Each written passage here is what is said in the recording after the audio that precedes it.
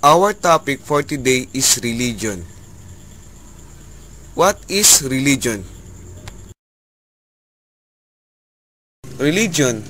Religion are complex system of beliefs, practices, and attitudes by which people relate their lives to supernatural beings or principles. These are the major religious traditions. One is Judaism, Christianity, Islam, Jainism, Hinduism, and Buddhism. This is the pie chart of the most dominant religions in the world. Based on the data given, Muslims is the most dominant religion, followed by the Catholics, Hindus, Buddhists, Protestants, Orthodox, Atheists, Anglicans, Jews, Sikhs, Baha'is, and other religions. The nature of religion. It is an universal and persuasive phenomenon, a part of the cultural system, central practically in every society, a matter of faith, and some turn to it to meet their problems and challenges and as a way of looking toward the future. Any specific system of belief about deity, often involving rituals, a code of ethics, and a philosophy of life. It is also an integrated part of human experience and it shows remarkable continuity through time. Religious beliefs and practice. It guides to our behavior and plays an important role in our society.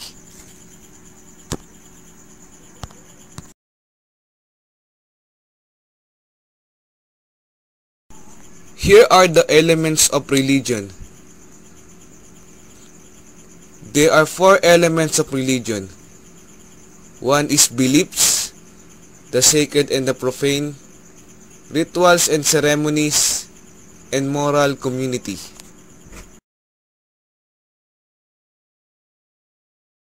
One of the elements of religion is beliefs.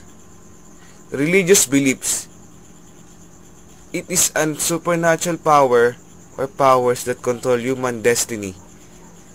Such a state that it may relate to the existence, characteristics, and worship of a deity or deities, divine intervention in the universe and human life, or values and practices centered on the teachings of a spiritual leader.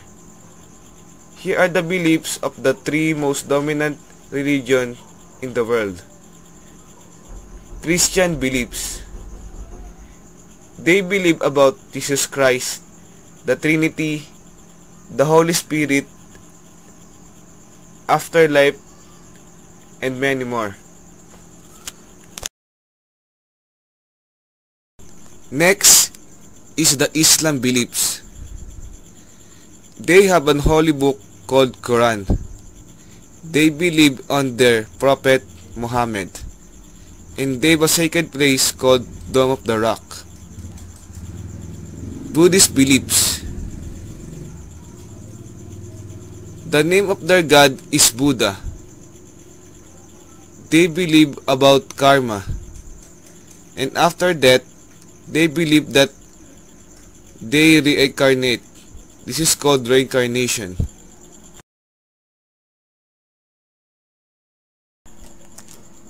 The sacred and the profane is also an element of religion. Based on the data given, sacred is the opposite of the profane. Sacred. It is considered worthy of spiritual respect or devotion, or inspiring awe or reverence among believers in a given set of spiritual ideas. Profane. Profane is language that is strongly impolite or offensive in many situations. It can show a desecration or debasement of someone or something, or show strong or intense emotion.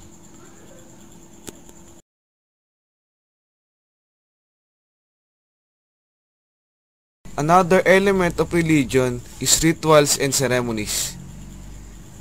A ritual is a set of actions performed mainly for their symbolic value. It may be prescribed by the traditions of community, including a religious community. The term usually refers to actions which are stylized, excluding actions which are arbitrarily chosen by the performers. In Christians, sacraments, daily worships, and Holy Week are their rituals. In Muslims, it is the 5 pillars of Islam. 2 of them are the male circumcision and marriage. In Buddhists, they have rituals called mantra, meditation, and prayer wheels. Another is ceremony. Ceremony is an event of ritual significance performed on a special occasion. In Christians, baptism, the Eucharist, wedding are one of them. In Muslims, they have ceremonies also like wedding, Ramadan, and Eid al-Fitr. In Buddhists, they have Vesak or Buddha Day, Magha Puja Day, and Upusatha Day or Observation Day.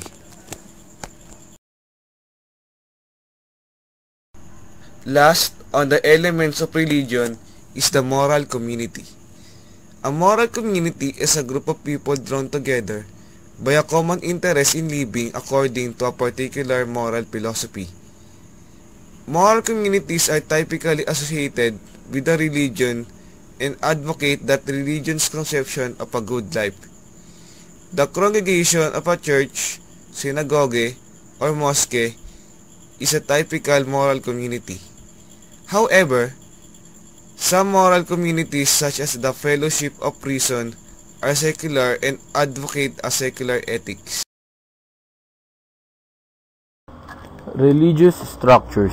Religion is a system of belief and practices built around the supernatural. It gives meaning to and explains the physical and social environment and the lives of the individual and society. It deals with the creation of the world, the natural of life and death, the relationship of individuals and group to each other, and the relationship of humankind to the supernatural. Religious organization. Religions have communities of adherents and its cultural fabric consists of norms or religious beliefs and rituals. There is also a way by which people are bound together, a network of relative stable relationship and organization. There are 4 kinds of religious organization. The first one is the sects. Sects is a group with distinctive religious, political, or philosophical beliefs. It has since expanded and in modern culture can refer to any organization that breaks away from a larger one to follow a different set of rules and principles. The second one is the cults.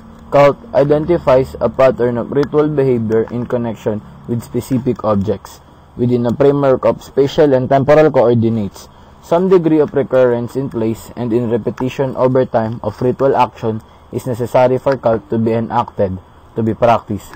The third one is the denominations. Denominations is a subgroup within a religion that operates under a common name, tradition, and identity. The last one is the diocese. A diocese is the district or see under the supervision of a bishop. It is divided into parishes.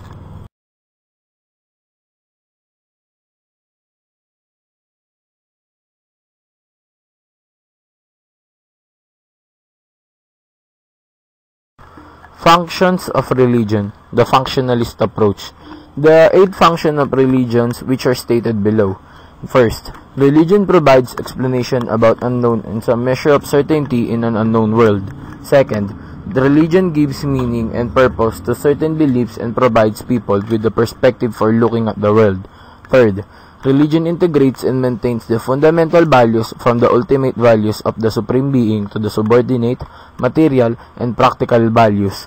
Fourth, religion allays the fears and anxieties of individuals by reassuring them of care and protection of their deity. Fifth, religion has an integrative function and it means of social cohesion or group solidarity. Sixth, religion performs welfare, education, and recreation function. Seventh, religion serves as a means of social control. And lastly, religion legitimates the foundation of society's cultures and integrates the values of system of society.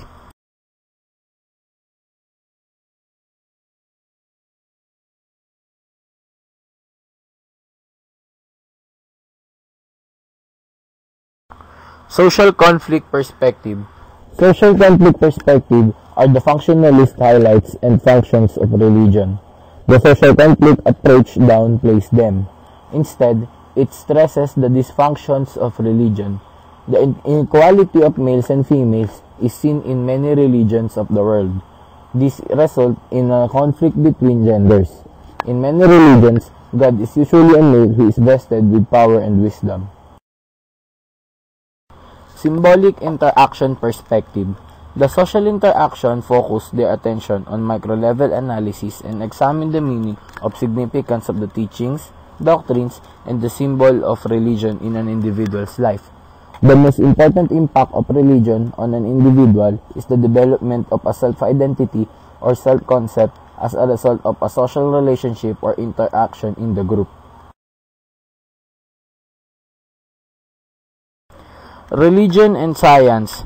The difference between religion and science is that religion is a collective of beliefs, systems, cultural systems, and worldwide views that relate humanities to spiritual and sometimes to moral values, while science, on the other hand, is a systematic enterprise that builds and organizes knowledge in the form of testable explanations and predictions about the universe. Separation of church and state. The separation of the church and the state was enshrined in the Malolos Constitution of 1898. This principle has been incorporated in subsequent constitution. Article 2, Section 6 of the 1987 Constitution expressly provided that the separation of the church and the state shall be inviolable.